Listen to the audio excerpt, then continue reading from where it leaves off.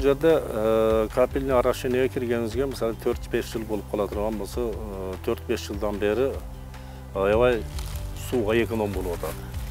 Мурда биз секундага 100 литр ага турган суу менен суугарып 1 гектар жерди суугара ошондо да пайнабы чыкпай, суу этегине чыкпай кыйналат элек.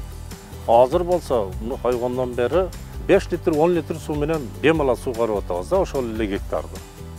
А бирок көчөттүн өсүү темпи аябай сонун болуп калды.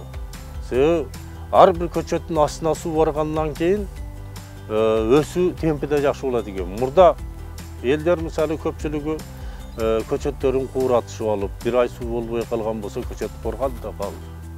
Андан кийин азыр болсо ал бир ай суу болбой калбайт, менде резервуарда суу турат, көчөт чаңкаганда сууну бересиң, өсүүн дагы жакшы. Почти 90-95% мисалы көчөттү көктөтүп алып атат. Насип кылып ушул проектке кирген экенбиз. Мына ошондон бери мына арык чабуу дегенди почти что унутуп эле кала турган болдук. Себеби шлангада кеткенден кийин арык чабылбайт экен да.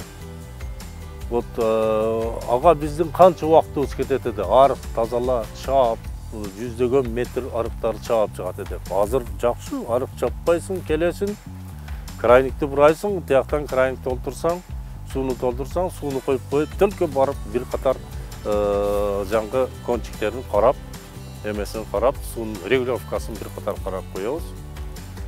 Бул жерде бир эле суу эмес, экинчиден дары дармектерден, минералдык жер семирткечтерден через ушул капельный аркылуу берип жатабыз азыр.